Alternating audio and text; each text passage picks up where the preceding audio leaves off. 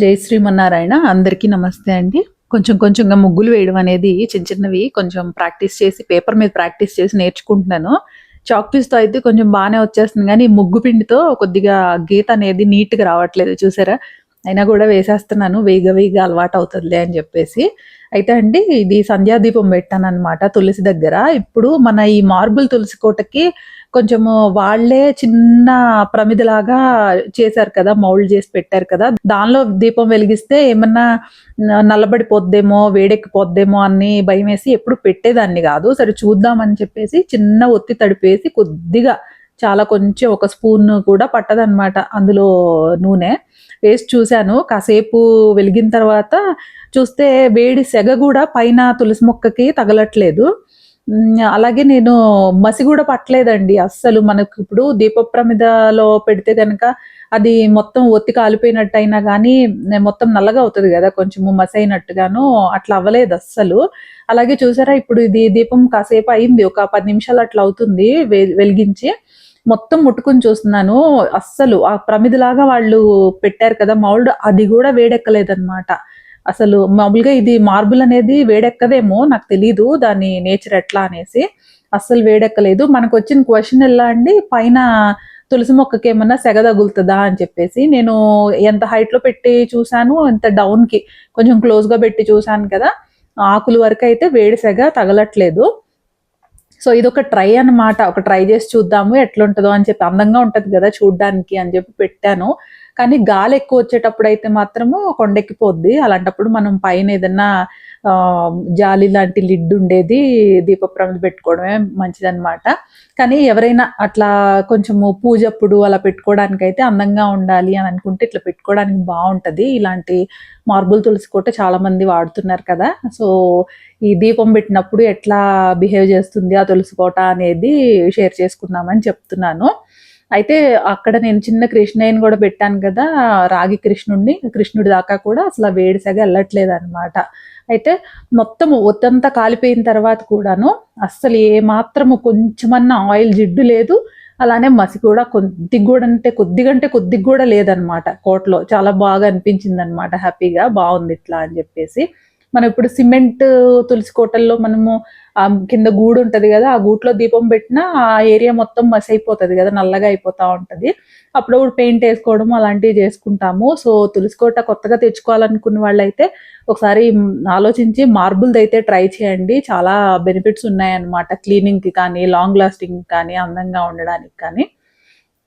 So, అది తులసి కోటలో పెట్టిన దీపం గురించి చెప్పాలనుకున్నది. అయితే అండి, ఈ శ్రావణ మాసంలో అమ్మవారు అనుగ్రహించారు. బంగారు గాజులైతే చేయించుకున్నాను నేను. జీఆర్‌టీలో చేయించుకున్నాను. నిన్ననే తెచ్చుకున్నాను. సో, మీకు గూడా చూపిద్దాంలే అని చెప్పేసి వీడియో షూట్ చేశాననమాట. తెచ్చుకున్న తర్వాత నీళ్ళల్లో, పాలల్లో, మళ్ళీ నీళ్ళల్లో శుద్ధి చేసుకొని తీసుకొచ్చి స్వామివారి దగ్గర, అమ్మవారి దగ్గర పెట్టుకుంటా అనమాట.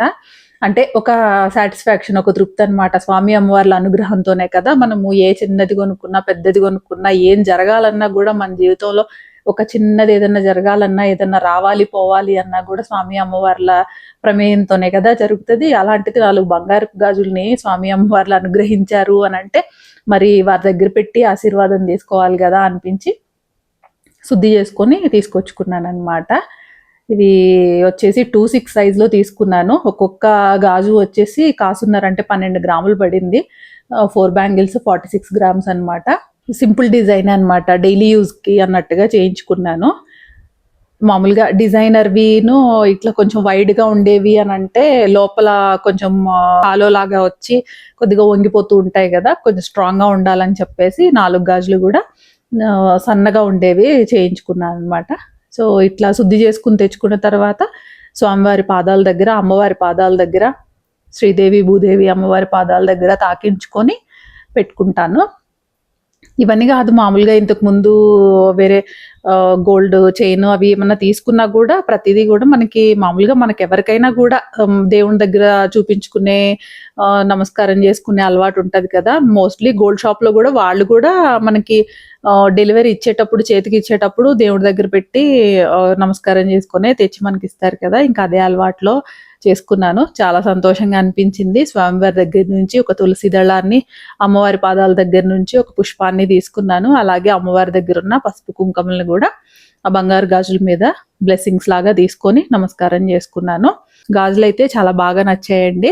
రోజువారీ వాడుకోవడానికి ఇప్పుడు పూజప్పుడు అట్లా వేసుకుంటూ ఉండొచ్చు కదా అని చెప్పేసి తీసుకున్నాను. సో ఇవి వేసుకుంటున్నాను కదా అని చెప్పి బ్రేస్లెట్ అవి తీసాను. ఎలా ఉన్నాయి, బాగున్నాయా, ఎలా అనిపించింది అనేది కమెంట్స్లో తెలియజేయండి. అందులోనూ ఈ శ్రావణ మాసం తీసుకోవడం అనేది కొంచెము స్పెషల్గా కూడా అనిపించింది. వేరే రోజుల్లో తీసుకుంటే స్పెషల్గా అనిపించదా అని కాదు, కానీ ఎందుకో శ్రావణ మాసం అంటే మనకు ఒక సెంటిమెంట్ లాగా అనిపిస్తుంది కదా. దీపావళికి అనేసి, అలాగే అక్షయ తృతీయ అనేసి, ఏదైనా పండగ సందర్భంగా కొనుక్కున్నప్పుడు కానివ్వండి, అప్పుడు కొంచెం స్పెషల్గా అనిపిస్తుంది కదా. అట్లా నేను కూడా కాస్త ఈ శ్రావణ మాసంలో బంగారు గాజులు కొనుక్కోవడం అనేది కొంచెం స్పెషల్గానే ఫీల్ అయ్యాను. చాలా ఇంతకు ముందు వేరే ఏదైనా కొనుక్కున్నప్పటికన్నా ఈ గాజులు తీసుకున్న తర్వాత ఎక్సైట్మెంట్ అనేది కొంచెం ఎక్కువగానే అనిపించింది అనమాట.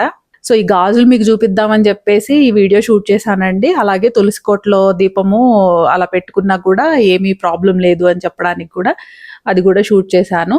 సో ఈ వీడియో ఇంతటితో ముగిస్తున్నానండి. మరో మంచి వీడియోతో మళ్ళీ మాట్లాడుకుందాము. జై శ్రీమన్నారాయణ. కృష్ణార్పణం.